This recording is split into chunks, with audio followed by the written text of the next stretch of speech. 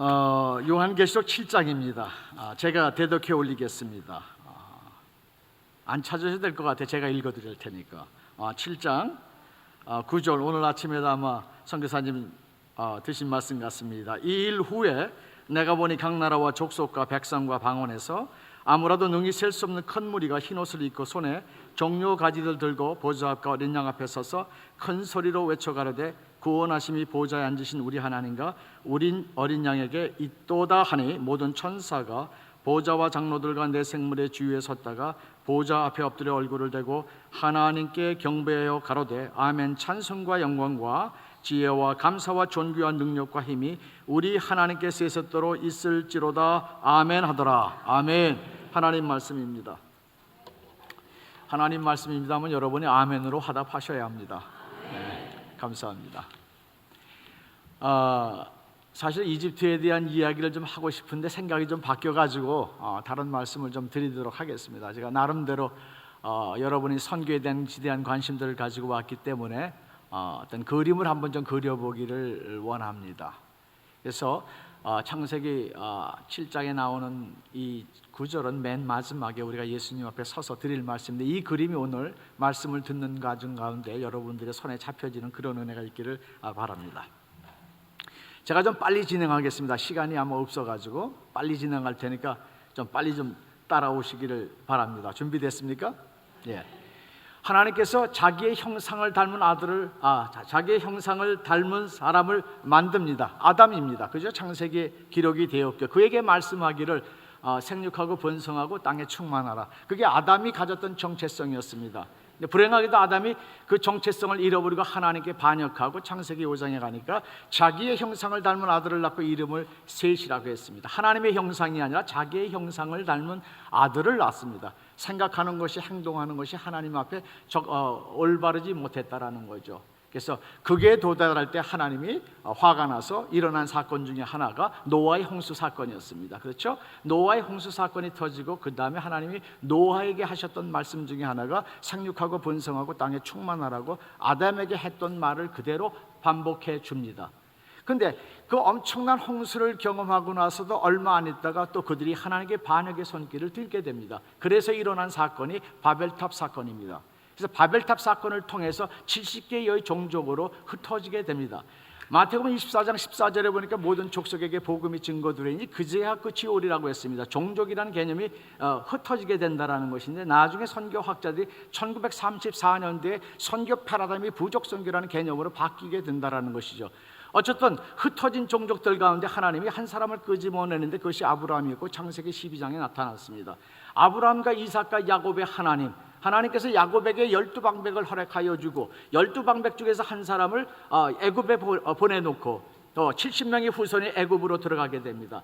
여기서 역사 속에서 일어난 사건 중에서 애굽이란 나라가 등장할 것이고, 아수르란 제국이 등장할 것이고, 또 바벨론이란 제국이 등장할 것이고, 페르시아라는 제국이 등장할 것이고, 헬라라는 제국이 등장하고 로마라는 제국이 등장하게 되는데, 이 역사들이 제국과 제국의 흥망성쇠가 어떻게 이루어지는가를 우리 성경에서 추적을 해볼 필요가 있다고 생각합니다.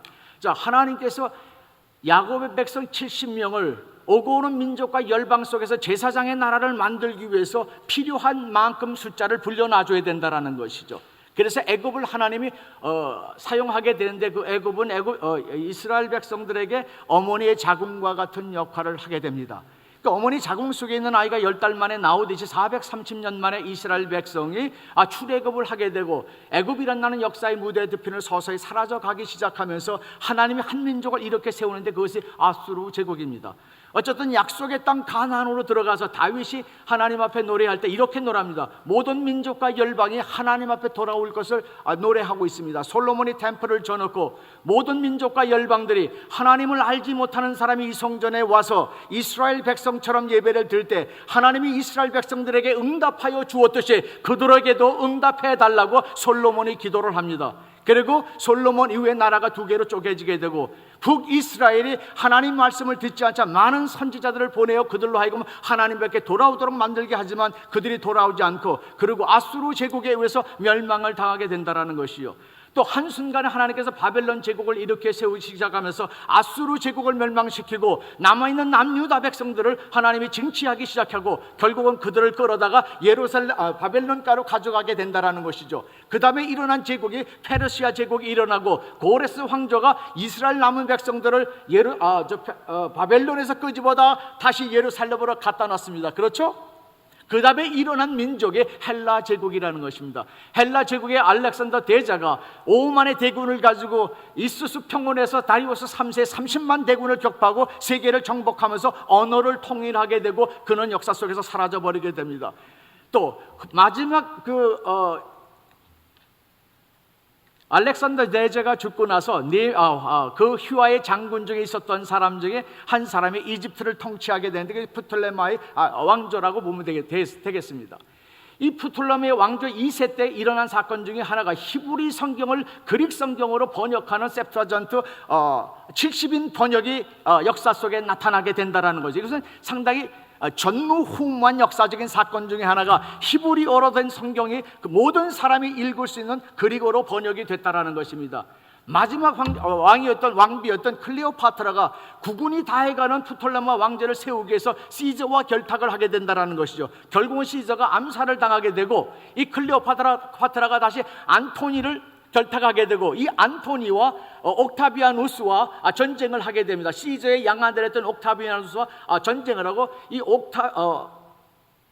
안토니가 전쟁에서 지게 됩니다. 그래서 다시 이 사람이 이집트 알렉산드리아에 들어와서 자살을 하게 되고 클레오파트라가 독사에 물려 죽습니다. 독사에 물려 죽었다라는 것은 이집트의 컨셉, 이집트에 내려온 문화적인 배경 속에서 그 왕들의 머릿속에는 독사가 코브라가 그려져 있는데 이 코브라는 그들의 신의 메신저 역할을 하기 때문에 클레오파트라는 그 신의 메신저가 데려갔다는 전설을 남기게 된다는 것입니다. 어쨌든 그렇게 되면서 프톨레메 왕조가 무너지게 되고 옥타비아누스가 세계를 지배하게 되는데 이 옥타비아누스가 성경에서 말하는 아우구스투스 황제가 된다는 것이죠. 바로 모든 것이 이제 어느 정도 정리가 됐다는 것이죠. 헬라 민족이 일어나서 그 지중해 상권을 부여잡고 있는 정치적으로 문화적인 모든 것을 그리고로 만들어냈다라는 것이죠. 그 다음에 로마가 세계를 지배하게 되는데 역사학자들이 말하기를 로마가 다른 나라와 비교해서 결코 세계를 500년 이상 지배할 만한 그러한 어떤 것을 가지고 있지 않음에도 불구하고 그들이 세계를 지배할 수 있던 어떤 이유가 있었다. 그 여러 가지 이유 중에 한 가지가 로마라는 민족의 도로가 나라의 혈맥이라는 사실을 알게 되었다는 거죠. 그래서 지중해를 근방해서 모든 도로망을 펼쳤는데 무려 15만 킬로미터 이상을 도로를 만들어내게 된다는 것이죠. 그때 당시에 동양에서는 어떤 사건이 일어났냐면 중국에서 만리장성을 쌓게 되는데 만리장성의 길이가 6,000km 정도밖에 되지 않는다라는 것이죠. 그러면 여기서 도로와 장성의 개념을 생각한다면 도로는 사람의 왕래를 허락하는 것이고 장성은 사람의 왕래를 막는다는 개념이 있었다라는 것입니다. 어쨌든 때가 되자 주님께서 이 땅에 오셔서 성령을 주시면서 구원의 역사를 마치게 되고 모든 제자들에게 한 번의 성경으로 된 그릭 성경을 가지고 로마가 만들었던 도로를 땅에 따라서 복음을 전하러 나갔다는 사실이 역사적으로 증명이 됐다라는 것이죠. 역사는 역사를 위해서 존재하는 것이 아니라 하나님의 역사를 위해서 존재한다는 사실을 우리는 역사 속에서 보게 되게 된다는 것입니다. 빠릅니까 좀? 시간이 쫓기다 보니까 막 달려가는 것 같아요. 지금 한 65마일로 달린 것 같아요. 자, 여러분, 이제 주님의 제자들에 의해서 하나님 말씀이 모든 사람이 읽을 수 있는 성경으로 번역이 되고 로마 사람이 만들어온 도로를 따서 복음을 전하러 갔습니다. 그때 받은 핍박의 역사는 우리가 성경을 통해서 수없이 많이 들었습니다. AD 313년 콘스탄틴 대제에서 기독교가 정식으로 공인되면서 이제는 도망 다니고 핍박받지 않고 복음을 하나님께 예배를 드리는 자유의 시간이 돌아왔습니다. 그런데 우리나라 속담에 그런 것이 있죠. 배부르고 등 땄으면 뭔가 달라진다라는 것. 고난과 고통을 받을 때는 생명을 걸고 복음을 증거하던 하나님의 사람들이 복음의 정체성을 잃어버리기 시작합니다. 그것을 가리켜 우리는 복음의 야성을 잃어버리기 시작한다라는 것이죠. 그때 7세기 초에 아라비아 반도에서 일어난 신흥 종교가 있었는데 그것이 바로 이슬람입니다. 어쨌든 이슬람이 일어나기 시작하면서 모함med 사후 100년 만에 로마가 가졌던 땅보다 더 큰 땅을 차지하며 세계 속에 신흥 종교로 자리매김을 하게 됩니다. 그것을 가리켜 우리는 제1차 세계 이슬람 대정복이라고 이야기를 합니다. 이슬람 대정복이라는 이야기는 제가 갖다 붙인 겁니다. 그건 선교학자가 붙인 게 아니라 제가 이슬람을 연구해 가면서 수순을 따라가다 보니까 그렇더라는 거죠. 그래서 632년도 무함마드가 시리아 원정을 앞두고 죽습니다. 그리고 칼리프 제도가 시작되면서 그 칼리프 일대 칼리프에서 이슬람이 세계를 정복하기 시작한다라는 것이죠. 650년대 무려 이란과 이라크를 정복하게 되고 무함메드 사후 1세기 만에 로마가 가졌던 땅보다 더 큰 땅을 차지하게 된다라는 것이죠. 750년도 지금 이라크에는 이라크의 바그다드의 수도를 뒀던 아바스 왕조가 일어나면서 이슬람의 성장은 극에 달하게 된다라는 것이죠. 그때 일어난 사건 중에 하나가 탈라스 평원에서 중앙아시아와 중국의 당나라와 마지막 결전이 일어나게 된다는 거죠. 중국의 당나라 장군이 고선지였고 우리나라 고구려가 688년도 멸망하고 고구려의 후손이었던 고사게라는 사람의 후손이 지금의 신장 우르무치에 들어가서 장군의 역할을 하게 되고 그가 5만 대군을 긋고 세계 지붕 파미르스를 넘어서 중앙아시아로 진격하게 되고 속국의 왕을 잡아서 당나라 장안으로 끌고 오게 되고 그 사람을 쳐 죽이게 된다는 거죠. 그래서 아바스 왕조가 중앙아시아 대군을 가지고 30만 대군을 끌고 탈라스 평원으로 오게 되고 고선지가 7만 대군을 끌고 들어가서 전쟁하다 고선지가 패하게 되고 중앙아시아와 그 중국의 변방의 이슬람으로 떨어지는 역사가 750년대에 있었다라는 것이죠. 그리고 1258년도 몽골에서 아바스 왕조가 멸망하고 이슬람 정체가 발흥이 잠시 주축을 머무게 된다라는 것입니다. 그때 하나님이 빼놓는 나라가 있었는데 그 나라가 중국과 한국, 일본 세 나라가 이슬람권에서 제외되게 된다라는 것이죠. 이 세 나라가 마지막 영적 전쟁에서 하나님이 쓰실 히든 카드로 등장하게 된다라는 것입니다. 약간의 소강의 상태가 있은 다음에 술탄 메메드 2세라고는 1453년도 21살의 약간의 나이인 젊은 청년이 천년의 비잔틴 제국을 탐내고 공격하기 시작합니다. 5개월 만에 전쟁이 끝나게 되는데 이 비잔틴 제국의 이스탄불, 지금의 이스탄불, 컨스탄티노플은 삼중벽으로 이루어져 있는 난공불락의 성임에도 불구하고 5개월 만에 술탄 메메드에게 점령당하게 되고 오토만 터키 제국이 시작이 되면서 세계 제2차 이슬람 세계 대정복이 시작이 되는 것입니다. 그것이 1922년도 세계 1차 대전이 끝나면서 오토만 터키 제국이 무너지고 신흥 터키 제국이 1922년도 들어서면서 이슬람 정복이 끝나게 된다는 것입니다.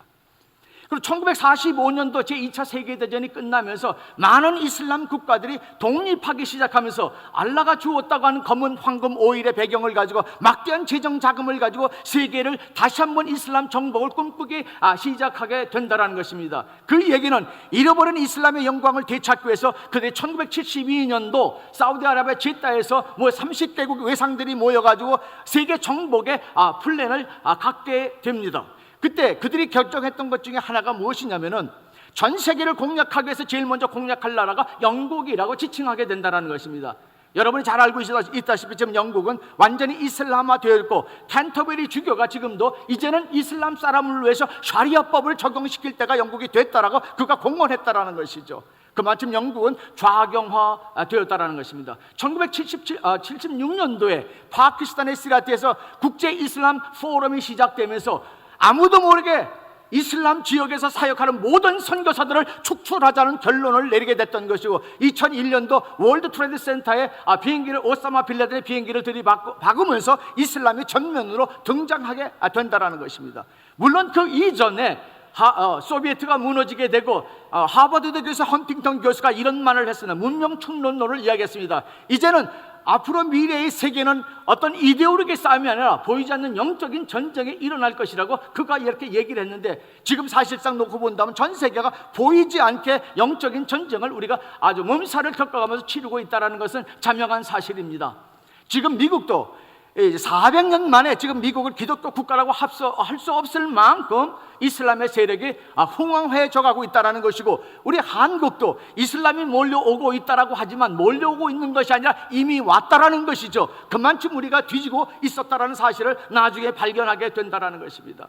지금 여러분 얼마 전까지만 해도 뉴욕에서 모스크가 1000개의 모스크가 들어섰다는 거, 이 모스크 걸려면 이슬람 선교 전략의 두 번째 전략 중에 하나라는 것입니다. 첫 번째는 이민 정책을 해서 이민 정책을 통해서 이슬람의 사람들을 확대시켜져 나가고 있다는 것이고, 두 번째는 모스크를 세워서 모스크에서 사람들을 훈련시켜서 다이라고 말하는데 그 다이들이 북미주를 통해서 이슬람 세계 정복을 꿈꾸고 있다는 것입니다.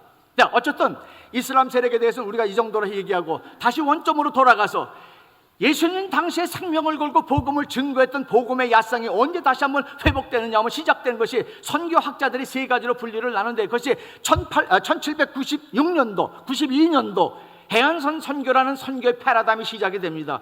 윌리엄 캐리에서. 이 해안선 선교라는 개념은 선교사가 복음 전하러 들어갔다가 문제가 생기면 도망을 가는 시대를 가리켜서 우리가 해안선 시대라고 유럽 교회가 주도를 했던 것입니다. 1856년, 1862년도인가 50몇 년도에 허드슨 테일러에서 일랜드 선교가 시작됩니다. 선교 패러다임이 바뀌어서 이제는 깊숙한 일랜드에 들어가서 복음 전하다가 문제가 일어나면 죽임을 당하는 시대를 가리켜 우리는 일랜드 미션이라고 했던 것입니다. 그때 우리는 수많은 선교사들이 죽임을 당했다는 사실을 알게 된다는 거죠. 1934년도 카메론 타운센트가 복음을 전하러 갔을 때 같은 나라 안에 언어가 다르고 문화가 다른 종족이라는 개념을 발견하게 됩니다. 그래서 선교의 패러다임이 종족 선교라는 개념으로 치닫게 되고, 선교학자들이 도대체 지구상에 몇 개의 종족이 살고 있는가를 조사해 본 결과 바벨탑 사건에 흩어진 종족들이 바벨탑 당시에 70개의 종족이 예수님 사는 당시에는 6,000개의 종족으로, 지금은 24,000개 종족으로 흩어졌다는 사실을 알게 됐고, 마태복음 24장 14절에 근거하여서 모든 족속에게 복음이 증거되리니 그제야 끝이 오리라는 그 말씀에 근거하여서 도대체 몇 개의 족속에게 복음이 들어갔는가를 조사해 본 결과 1992년도 12,000개 종족에게 복음이 들어갔다는 사실을 알게 되었다는 것이죠. 6년 후 1998년도 6,000개의 종족에게 복음이 들어갔습니다. 그러니까 12,000개 플러스 6,000개니까 마이너스 24,000개 마이너스 18,000개니까 6,000개의 종족이 남았다라는 것이죠. 지금 2010년도라는 것이죠. 그러면 그동안에도 계속해서 복음이 미전도 종족에게 들어갔을 것이고, 지금 남은 종족은 겨우 2,000에서 2,500개의 종족이 남았다라는 것이고, 여러분이 인정하든 인정하지 아니하든 어느 날 갑자기 모든 족속에게 복음이 증거되는 날, 그날 주님이 이 땅을 찾아온다라는 사실입니다. 1424년도 주원장이가 몽골을 격파하고 명나라를 건립하게 되고, 주원장의 넷째 아들인 영락제라는 사람이 자금생을 세워놓고 정화제독이라는 사람을 인도양과 아프리카로 보내서 문물을 교환하며 정탐을 하게 됐습니다. 들어오는 얘기로는 말로는 이 사람이 콜럼버스보다 7년 앞서 아메리칸 대륙을 발견했을 정도로 그런 영향력을 끼쳤던 사람인데, 1423년도 영락제가 죽으면서 중국이 자금성 안에 만리장성 안에 가지고 중국이 세계의 축이라는 오만한 생각을 가지고 물러앉게 된 겁니다. 그것이 1884년도 1840년도 중국과 영국이 마약을 가지고 전쟁을 하게 되고 난징 조약이라는 체결을 하게 되면서 선교사가 중국에 들어가기 시작하는데, 이것이 아시아의 최초의 선교 사역이 시작이 되는 것입니다. 1858년도 미국과 일본이 조약을 맺으면서 일본에 선교사가 들어갑니다. 그때만 해도 우리나라는 쇄국 정책을 쓰고 대화를 나누지 않았기 때문에 1882년도에 한미 수호 조약이 열리면서 선교사가 들어가는 길이 열리는데, 물론 그 이전에 1866년에 토마스란 젊은 선교사가 중국 광둥에 들어와서 아내를 잃어버리게 됩니다. 결혼해서 갓 중국 땅에 들어온 토마스가 자기 아내를 잃어버림에도 불구하고 그때 알았던 사실은 중국과 일본 사이에 감춰진 조선이라는 나라에 관심을 가지고 백령도에 가서 복음을 전하게 되는데, 그래서 지금도 백령도에 한 70%의 사람들이 예수 믿는 사람으로 남아 있었던 것이 바로 이 토마스 선교사의 전도로 그렇게 이루어졌다는 사실을 알게 됐습니다. 어쨌든 1866년대 토마스 선교사가 셔먼호를 타고 대동강에 들어오게 됩니다. 이것은 역사적인 사건이라는 것이죠. 5,000년의 샤머니즘의 역사를 가지고 있는 조선 땅에 이제 토마스 선교사가 복음을 들고 찾아왔다라는 것이죠. 그는 들어오자마자 박춘곤이라는 사람에 의해서 목 잘려 죽임을 당하게 되고, 손에서 흩어지는 복음의 조각을 지달수라고 하는 사람이 받게 되고, 지달수가 들어가서 그 복음을 받아들이고 읽으면서 예수를 믿는 역사가 일어났다라는 것입니다. 토마스란 선교사는 목 잘려 대동강물에서 죽임을 당했지만 그가 하고 싶었던 역사를 지달수라는 사람이 하기 시작을 했다라는 것입니다. 그래서 복음을 전하자 관군에서 붙잡히게 되고 야소견을 전한다는 사실 때문에 그를 참수형으로 처하게 되었다는 것입니다. 대동강변에 서서 이제 목이 잘려 돌아가는 그 순간에 지달수는 하늘을 우러러 보며 이렇게 기도했다고 합니다. 만군의 여호와 하나님 아버지, 나 지달수가 이제 이곳에서 죽습니다. 내 목에서 검붉은 피가 흐를 것이고 대동강물을 적실 것이고 대동강물을 먹는 평양의 시민들이 만군의 하나님 여호와를 만나기를 원합니다 라고 그는 외치고 목 잘려 죽임을 당합니다. 토마스의 목을 쳤던 박충중이라는 사람은 나중에 널다리 교회 영수가 되고 장등교회 전신이었던 널다리 교회 영수가 되고 1907년도 대부흥의 역사를 일으키는 장대인교회 주축의 인물이 되었던 사실도 또 우리가 묵과할 수가 없는 사건 중에 하나라는 것입니다. 어쨌든 1882년도 한미 수호 조약이 일어나자 민영익이라는 황후의 조카였던 민영에게 11명의 사람을 데리고 견미단이라는 이름을 가지고 미국의 워싱턴을 방문하게 되는데 그들이 첫 발을 디딘 것이 바로 샌프란시스코입니다. 샌프란시스코에 도착해서 지금의 메릴랜드, 워싱턴 전역인 메릴랜드에 도착했을 때 두 가지 사건이 일어납니다. 한 사건이 뭐냐면은 게일이라는 청년을 만나게 되는데 캐나다 청년이었습니다. 이 사람이 이상한 사람을 기차역에서 만났는데 갓을 쓰고 도포를 쓴 사람인데 냄새가 왜 그렇게 나는지 이런 말할 수 없는 몰골의 상태의 그 사람을 만났을 때 알아보니까 조선이라는 나라라는 거죠. 이 청년 마음속에 뜨거움이 일어나기 시작했습니다. 하나님, 내가 대학을 졸업하면 조선에 들어가겠습니다라고 결심을 하고 대학을 졸업한 다음에 조선에 들어가서 길선주 목사를 만나게 되고 1907년도 부흥의 역사에 같이 일조를 겸하는 선교사가 되게 된다는 사실입니다. 또 한 가지는 가우처 목사를 만나게 됩니다. 존 프랭클린 가우처 목사를 만나는데 이 목사님은 인도와 중국에 대한 선교에 지대한 관심을 가지고 있었던 사람이 조선 사람을 만나게 되자 놀라움과 흥분의 마음을 가지고 본교에 돌아가서 내가 오늘 이상한 사람을 만났는데 그 이상한 사람이 오늘 우리나라 말로 표현을 하면 미전도 종족이라는 것이죠. 미전도 종족을 만난 겁니다. 그래서 우리가 미전도 종족을 우리가 전도를 해야 되겠다라고 생각을 가졌습니다. 그럴 즈음에 어떤 사건이 있었냐면 선교사가 들어가기 이전에 변방에서 하나님이 어떻게 한국 선교를 해서 준비했냐면 고려문이라는 것이 있었습니다. 평북 의주에서 48km 되는 곳에 고려문이 있는데 이 고려문은 중국과 조선을 가르는 정치적인 장소였고 조선의 사신들이 중국의 황제를 만나러 갈 때 말 타고 그곳까지 가서 그곳에 말을 내려서 걸어서 북동까지 걸어갔던 지옥의 장소가 바로 고려문이었습니다. 이 고려문에 평양에 많은 사람들이 장사하러 나왔던 사람이 존 로스 목사를 만나서 복음을 듣게 되고 그와 함께 성경을 번역하는 역사가 일어나기 시작했습니다. 같은 시간에 일본에서는 어떤 사건이 일어나냐면 도송지 벼슬을 가졌던 이수종이라는 사람이 이모군란의 일등 공신으로서 고종의 특명을 받고 일본을 방문하게 됩니다. 일본을 방문했을 때 농학박사 쯔다센이라는 사람을 만나게 되는데 이 쯔다센이 예수 믿는 사람이고 이 사람이 성경을 건네준 것을 이수종이가 받아들고 예수를 믿는 역사가 일어나게 됐다는 것입니다. 그래서 이 사람이 동경 노을종교 아스가와 목사님 밑에서 세례를 받게 되고 이 이수정이가 누구를 만나냐면 그때 개학파의 서두 인물이었던 김옥군과 서재필을 만나서 성경을 가르치게 되고 윤추어 유학생인 동경에 들어왔던 유학생을 만나서 성경을 전하고 최초로 7명의 유학생이 동경에서 예배드리는 역사가 일어났던 것입니다. 이제 이 가우처 목사님이 조선을 알아보니까 조선에 선교사가 없어서 일본의 맥클레이 선교사를 연락을 닿게 되는 겁니다. 이 맥클레이 선교사가 이수종을 알게 되고 이수종이 김옥군에게 연락을 해서 김옥군과 맥클레이 선교사가 조선 땅에 들어와서 고종을 만나는 역사가 일어나게 됩니다. 그리고 고종을 만나서 두 가지 제안을 받습니다. 맥클레이 선교사가 의사와 영어 선생을 보내달라는 부탁을 받고 맥클레이가 돌아옵니다. 그리고 김옥균이는 역사의 무대 뒤편으로 사라집니다. 이수종도 역사의 무대 뒤편으로 사라집니다. 하나님이 조선 5,000년의 샤머니즘의 나라, 비운의 민족, 힘도 없었던 민족 속에 하나님이 직접적으로 이제 복음의 역사를 가지고 개입하는 장면들이 지금 일어나고 있다는 사실입니다. 그때 가우처 목사가 미국에서 조선 땅에 갈 선교사를 모집할 때 테네시 의대를 수속으로 졸업한 존 해론이라는 사람이 손을 들게 된다는 거죠. 테네시 의대에서 그 사람을 교수로 받아들일 만큼 훌륭한 청년이었음에도 불구하고 나는 조선을 가겠다라고 손을 들었다는 것입니다.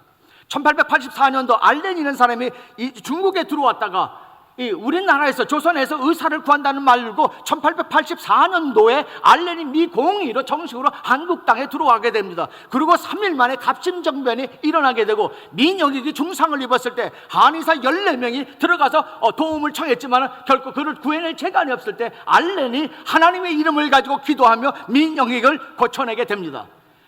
민영익이 생명을 부여받자 그에게 10만 양을 주었고 그 10만 양을 가지고 알렌은 강회원이라는 우리나라 최초의 의료기관을 창설하게 된다는 것이, 이 강회원이 우리나라 역사성에서 오고 오는 수많은 선교사들의 뿌리가 될 줄 누구도 상상하지 못했다는 것이죠. 나중에 존 헤론이 그곳에 들어와서 강회원을 인수받아서 제중원이라는 이름을 가지고 모든 민중을 구원하라는 이름을 가지고 제중원을 시작하게 됩니다. 여러분 아마 드라마 속에서 제중원의 드라마를 본 적이 있을 것입니다. 그것이 역사였습니다. 어쨌든 존 헤론이 들어와서 그 일을 했고 언더우드 아펜셀러가 1885년도 4월 5일 날 정식으로 한국 선교사로 제물포항에 도착을 합니다. 이제 하나님의 역사가 시작되는 거죠. 여러분, 샤머니즘의 5,000년의 역사를 가졌던 이 조선 나라에 하나님이 개입하는 그 순간 토마스의 순교를 받아갔다라는 것입니다. 지달수의 순교를 받아갔다라는 것이죠. 이 원더우드가 젊은 청년 때 제중원에서 일하면서 그가 썼던 그 글 중에 하나가 이런 글이 있었습니다. 하나님, 아무리 보호하도 조선 땅을 보아도 조선이 보이질 않습니다. 무지와 가난과 관습 속에 살아가는 저 사람들, 그렇게 사는 것이 옳은 것인지도 모르는 저 사람들이 언젠가는 하나님 앞에 우리와 같이 예배 드리는 날이 있을 것을 위해서 기도합니다라고 그가 기도했습니다. 감동이 안 가십니까? 요즘 현대인들은 웬만한 충격을 받지 않고는 감동을 안 간다고 그러더라고요.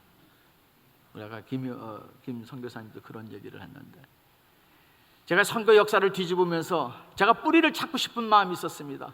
이슬람을 연구하다 보니까 뿌리를 찾고 싶었던 거예요. 역사를 뒤집기 시작했을 때 그 역사들 하나씩 알아갈 때 제 마음속에 치밀어 오르는 그 감격과 희열이 제 안에 있었다라는 거죠. 그래서 어느 집회든 제가 가면 첫 번째 하는 설교가 이 제목을 갖고 얘기합니다. 우리 민족을 하나님이 얼마나 사랑하시고 마지막 때 어떻게 쓰실 것인가에 대한 역사의 뿌리라는 것입니다. 자, 원더우드가 죽게 되고 에비슨이라는 사람이 이제 들어오게 됩니다. 에비슨이 들어와서 연희 전문학교를 언더우드가 세우고 죽습니다. 그래서 이 에비슨이 들어와서 언더우드와 존 헤론이 5년 만에 이질로 죽습니다. 사랑하는 성도 여러분, 자기 나라에 살았다면은 여러분도 아메리칸 드림을 가지고 이곳에 왔습니다. 아름다운 나라입니다. 살만한 나라인데도 불구하고, 장래가 촉망되는 젊은이임에도 불구하고 조선이라는 나라에서 5년 만에 속절없이 그의 죽음이 조선에서 이루어집니다. 그래서 그 동료들이 고종에게 요청을 했습니다. 그래서 고종이 하사한 땅이 지금의 양화진입니다. 그래서 첫 번째 알렌이 존 헤론이 그것에 묻히게 된다라는 것이죠. 존 헤론 대신 해두신 에비슨이 들어와서 알렌과 존 헤론과 그 언더우드를 기념하기 위해서 학교를 하나 세웠는데, 연희 전문학교 연자와 세브란스 세자를 합쳐서 연세대학의 처음으로 에비슨에 의해서 창설되게 되고, 지금까지도 우리나라의 모든 역사를 짊어지고 갈 만한 위대한 하나님의 사람들을 배출하는 학교가 되었다라는 것이죠. 이제 한 가지 더 많은 역사들이 있었습니다. 양화진에 가면 절반 이상이 아이들입니다. 제임스 홀이라고 하는 청년은 33살 우리나라 땅에 와서 자기의 생명을 줬고, 그 딸 아이도 이질로 죽어서 그 아버지 밑에 묻었고, 그 아들도 1990 몇 년도에 죽었을 때 그 아버지 밑에 묻히게 된다라는 것이죠. 우리나라의 복음을 받은 지 22년 만에 1907년도 우리는 7명의 신학생이 졸업했습니다. 그 중에 한 분이 이기풍 목사가 제주도로 선교를 떠나게 되고, 1908년도, 1910년도, 1911년도, 1912년도, 1945년도까지 무려 119명의 선교사가 중국으로, 간도로, 일본으로, 만주로, 러시아로 선교사를 나갔다는 것이죠. 성경은 이렇게 말합니다. 완성된 구원의 메시지가, 그것은 하나님의 영원한 비밀이었다. 창세전에 감추어졌던 영원한 비밀이 나 바울에게 나타났고 신약의 성도들에게 나타났다고 얘기했는데, 그 하나님의 구원의 비밀이 조선 땅에 들어왔다는 것입니다. 비록 자국민 선교였지만은 우리는 생명을 다해서 복음을 전하러 나갔다는 것이죠. 돈이 있어서도 아니고 교회가 든든해서도 아니고 하나님의 비밀을 맡은 자로서 선교는 하지 않고는 견딜 수 없는 뜨거운 욕망과 마음을 가지고 전 세계를 향해서 흩어진 조선족을 향해 나아갔다는 것이죠. 1950년도 우리는 민족 상잔의 비극을 맞이합니다. 전쟁 역사학자들이 그렇게 얘기를 합니다. 북한의 사상자가 280만 명이 났다고 합니다. 남한의 사상자가 230만 명, 중국군이 280만 명, 유엔이 30만 명의 사상자를 낳았다는 것. 창조 이래로 전쟁의 역사 속에서 같은 나라에서 전쟁을 이루고 800만 이상의 사상자를 낳은 전쟁이 역사 이래로 없었음에도 불구하고 우리는 그 역사를 맞이하게 됩니다. 1955년도 전쟁의 토함 속에서 제가 외할머니 외할아버지 지금도 못 봤습니다. 피안북도 강계에 계신데 그분들 안 내려서 저희 어머니가 아직도 그분들을 뵌 적이 없습니다. 통한의 마음을 가지고 사셨던 제 어머니도. 여러분, 우리 그때 5학년 학생들 기억나십니까? 새선을 신고 뛰어보자 팔짝이라는 노래 기억날 거예요, 그죠? 웃는 분들은 아마 기억이 날 거예요. 운동화 새 거 신으면 그게 얼마나 좋았는지, 이놈도 저놈도 와서 신어보자고 했고 말이죠. 학교 일찍 가서 옥수수빵 날아가지고 옥수수빵 하나 더 얻어가지고 먹던 생각들. 참으로 많은 거지들이 거리를 헤매던 시대가 1955년도입니다. 그런데 우리가 1955년도에 세계 선교의 막이 울립니다. 할렐루야. 1955년도에 태국의 최천영 목사님이 선교를 떠나게 됩니다. 중국으로 선교를 떠난다는 겁니다. 여러분, 1955년대 우리 교회는 그야말로 빈약하기 짝이 없음에도 불구하고 하나님의 비밀을 맡은 자로서, 성경에 말한 그대로 하나님의 비밀을 맡은 자로서 이것을 전하지 않고는 견딜 수 없는 뜨거운 마음을 가지고 초대교회 우리 성도들을 복음을 전하러 뛰쳐나갔다는 것입니다. 놀라운 역사였습니다. 여러분, 감동을 먹으니까 여러분이 좀 긴장되는 것 같아요. 이 구절에서는 여러분이 하나님께 영광의 박수를 쳐야 합니다.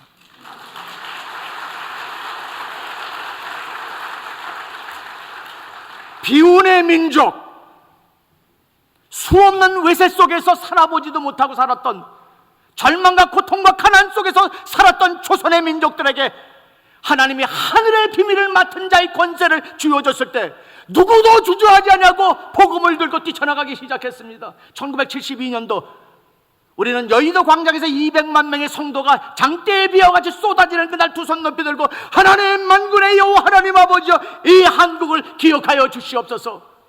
그때 수많은 젊은이들이 선교사로 헌신을 했죠. 제 집사람도 그때 멋모르고 일어섰다가 선교사로 잡혀와서 저하고 지금까지 행복하게 살고 있습니다. 잡혀온 게 중요한 게 아니라 행복하게 살았다는 게 중요한 거죠. 그 대목이죠. 우리가 선교 열심히 했습니다. 저도 제가 토마스 선교사가 죽었다는 그 사실 앞에 제가 견딜 수가 없었어요. 그래서 제가 주님 만나고 나서 그랬어요. 주님, 나도 선교사가 되겠습니다. 선교가 뭔지 몰랐어요. 선교사가 되겠습니다. 그리고 아무리 어렵고 힘든 것이라도 보내주면 가겠습니다. 방정맞게 그 얘기 한마디에 그런 얘기 하는 게 아니라는 사실을 뒤늦게 깨달았지만은 이 물은 엎어졌죠. 그래서 수단이 없으면 못 가는 수단이라는 나라를 갔습니다. 차드 옆에 나라입니다. 아주 열악한 나라죠. 그 나라도. 그곳에 가서 신앙생활을 하면서 제가 하나님이 제게 보여준 게 이슬람입니다. 그전에는 이슬람이 뭔지도 몰랐습니다. 중국 가게에서 중국어를 4년간 배웠지만 하나님이 중국의 문을 열어주지 않고 수단에 가서 이슬람을 알게 됐습니다. 이슬람을 알게 되니까 가장 중요한 나라가 어떤 나라인가 알아보니까 이집트였습니다. 이집트로 나오니까 세계가 보이는 그림이 잡히더라는 거죠. 여러분, 그때 제가 갔던 선교의 개념이 패러다임이 뭐냐면 18세기 개념이 있습니다. 뼈 묻으러 간다고 했어요. 그때 뼈 묻으러 간다라고 했다는 것이 그때의 컨셉이었다라는 건데, 불행하게도 오늘 많은 교회 목사님, 장로님, 권사님들이 그때의 그 개념을 가지고 선교는 뼈 묻으러 가는 거야, 선교는 고난과 고통을 당해야 된다라고 잘못 생각하는 계시들이 종종 있다라는 것이죠. 그러나 지금은 21세기라는 거죠. 선교의 패러다임이 바뀌어져 가고 있다는 사실을 우리가 좀 유념해볼 필요가 있다라는 것입니다. 어쨌든 우리가 선교를 열심히 했지만 선교를 제대로 배우지 못했다라는 겁니다. 그 못한 결과가 어떤 결과냐? 1997년도 우리는 IMF라는 사건을 만나게 됩니다. 물론 김영삼 대통령이 뭐 잘못했어도 얘기할 수가 있겠지만 전혀 그렇지 않다라는 겁니다. 세계의 역사는 하나님의 안경을 끼고 선교라는 안경을 끼고 들여다본다면 정확하게 해석될 수 있는 부분들이 나온다라는 겁니다. 여러분, 선교는 돈 없어 못하는 겁니다. 역사와 역사 속에서 하나님이 어떤 민족을 들어서 역사할 때는 반드시 세 가지 박자가 맞아야 되는데 그 박자 중에 하나가 국력이 있어야 된다는 겁니다. 여러분, 국력 없으면 선교 못한다는 겁니다. 여러분, 인도가 우리보다 더 많은 믿는 사람을 가지고 있습니다. 필리핀도 마찬가지입니다. 국력이 없다는 겁니다. 두 번째는 경제력입니다. 여러분, 돈 없으면 선교 못한다는 겁니다. 제가 한국 교회든 미국 교회든 가서 얘기하다 돈 얘기하면 얼굴들이 많이 바뀌는 모습들을 보게 되는데, 돈 달라는 얘기가 아니라 전쟁도 돈 없으면 못한다라는 겁니다. 그렇죠? 실탄이 있어야 쓸 것 아니냐는 거죠. 전쟁도 돈이 있어야 된다라는 거죠. 돈이 우선은 아니지만 돈이 있어야 선교를 한다라는 것입니다. 세 번째는 영역이라는 것, 교회의 파워가 있어야 선교 대국이 된다라는 것입니다. 그것이 1988년도 올림픽 게임이 시작되면서 우리 세 가지 박자가 맞아 들어가기 시작을 했다라는 겁니다. 자, 첫 번째는 올림픽 게임이 끝나자마자 패스포드를 만들 수 있는 자유가 오기 시작했고, 5,000불 이상 송금할 수 있는 자유가 1988년도 이후부터 생겨나기 시작했다는 겁니다. 제가 1988년도 전에 나갔던 선교사니까 제가 패스포드 만들 때 상당히 어려웠어요. 한경진 목사님, 돌아가신 한경진 목사님 백으로 그 문화공부부 동행해가지고 패스포드를 만들었으니까 88년도엔 누구나 만들 수가 있었다는 겁니다. 세상 말로 소나 돼지나 다 만들 수 있는 시대가 바로 1988년도였다는 것이죠. 그래서 선교사가 막 나가기 시작했어요. 선교가 알지 못했습니다. 패션이 있었습니다. 열정이 있었습니다. 그거 가지고 나가서 뛰다 보니까 우리가 많은 잘못을 하기 시작했습니다. 하나님 화가 나셨어요. 그래서 일어난 사건이 IMF 사건이었습니다. 그때 교회들마다 하는 일이 뭐냐면, 경제적인 문제가 오자마자 한국교회가 저질렀던 잘못 중에 하나가 뭐냐면 선교비를 동결하는 역사가 일어났다는 겁니다. 이 놀라운 일이었다는 거죠.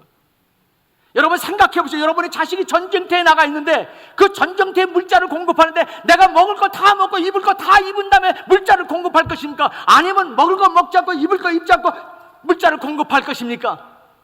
당연히 후자겠죠.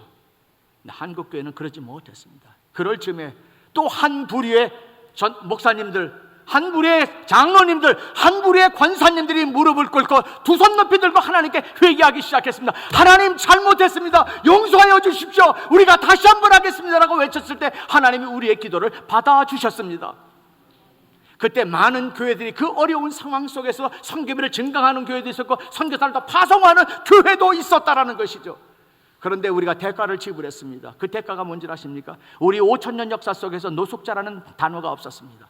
거지는 있었지만은, 6.25 전쟁이 끝나고 거지라는 개념은 있었지만, 거지라는 단어는 있었지만 노숙자라는 단어는 우리에게 없었는데, IMF 사건 터지고 우리는 노숙자라는 단어를 알게 됐습니다. 젊은 가정들이 깨져나갔습니다.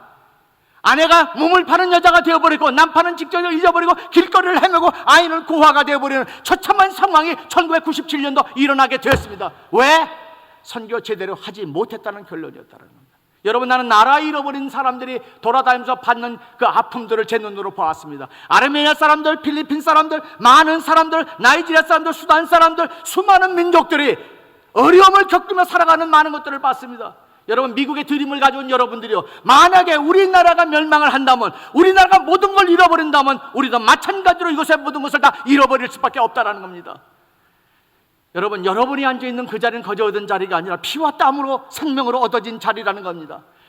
내가 잘나서 좋은 집에 사는 것도 아닐 것이고 내가 잘나서 좋은 직장을 갖는 것도 아닙니다. 우리 선교대회, 우리 선교사들이 30여 명, 40여 명 이곳에 온 것은 북가주에 있는 교회들의 영혼을 깨우자, 다시 한번 선교의 대국으로 달려가보자, 마지막 영적 전쟁을 끝내고 영광스러운 예수 그리스도의 재림을 만들어내고, 계시록의 본대로 모든 족속과 열방에서 수많은 민족들이 거룩한 흰옷을 입고 손에는 총려가지나 불고 거룩한 하나님 앞에 보좌에 서는 그날, 그 그림을 바라보면서 달려가자는 마음을 가지고 저희들이 여기서 왔습니다.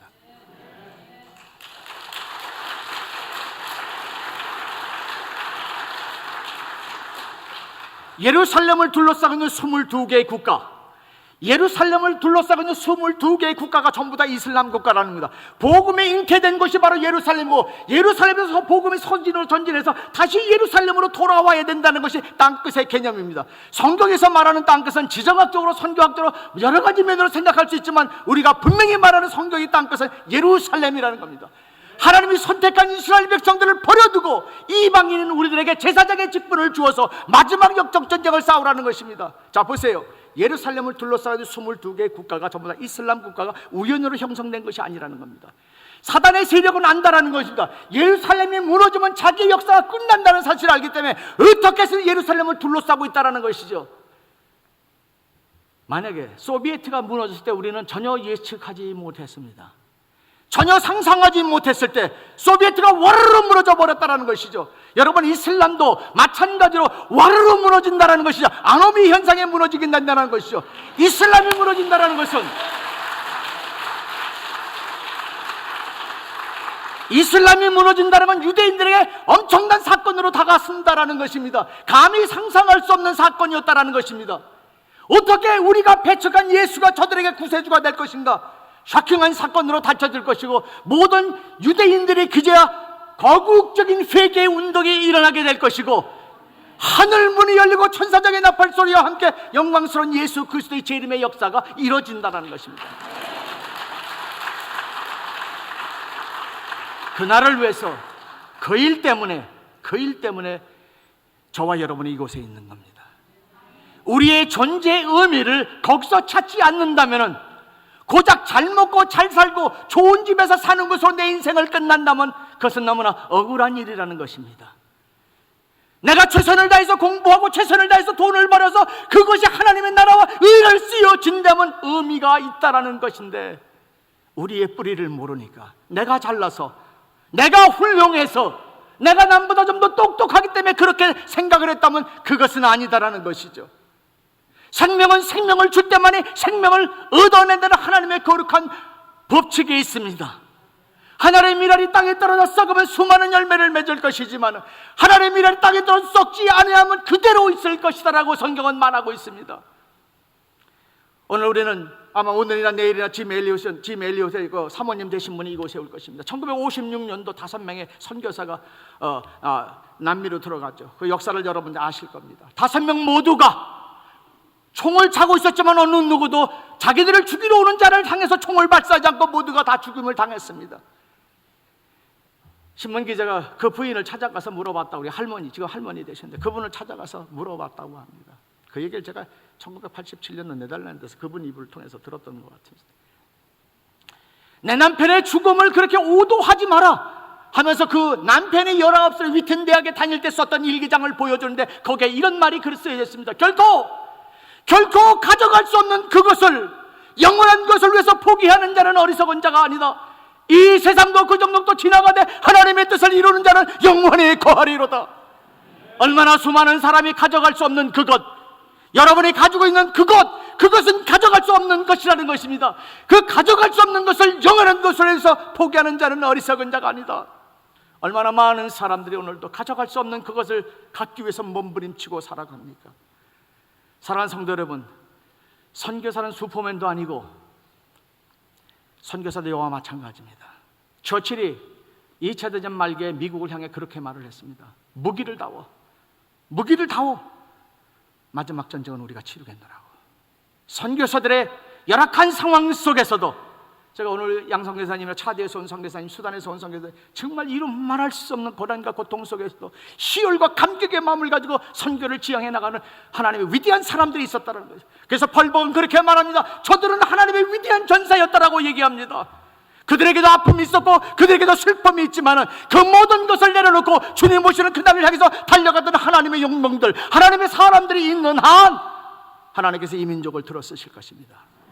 우리 민족이 선교 노하우 60년을 가지고 있습니다. 앞으로 중국에 일어날 것입니다. 인도가 일어날 것입니다. 마지막 전쟁을 끝낼 것입니다. 그때 그 주역 한복판에 한국의 선교 노하우를 가지고 그들 앞에 설 것입니다. 그들의 인적 자원과 그들의 재정적인 자원을 동원해서 마지막 영적 전쟁을 끝내야 된다는 사명감을 여러분이 가지시기를 주의 이름으로 부탁을 드립니다. 창세기서부터 계시록까지 큰 그림이 그려졌습니다. 선교 역사 속에 이루어져가는 구원의 역사. 이재환 목사님이 그런 말을 하더라고요. No more 22th century. 21세기에 우리 모든 것을 끝내자. 오늘 수많은 하나님의 사람들은 더 이상 22세기를 넘어갈 때 여러분의 자녀들이, 여러분의 손주들이 받아야 할 고난과 고통은 우리가 상상을 불허할 정도로 엄청난 고통으로 다가올 것입니다. 우리 세대에 모든 것을 끝내고 그분의 길을 만들어내야 된다는 사명감을 갖지 않는다면 우리 존재의 의미가 있습니다. 제가 이슬람 선교하면서 항상 고통받았던 것 중에 하나가 많은 사람이 선교사님 당신 말이 옳지만은 우리의 환경과 여건에 대해서 늘 얘기하더라는 거죠. 그래서 제 마음이 답답함이 있어서 어느 날 주님이 저한테 이런 말을 하다. 야, 선교라는 것은 다수가 하는 것이 아니라 소수가 한다라는 겁니다. 창세기부터 계시록까지 하나님의 주역들, 하나님의 역사를 끌어왔던 사람들은 언제나 소수였다는 사실을 발견합니다. 나는 저와 여러분이 그 소수가 되길 주의 이름으로 축원을 드립니다.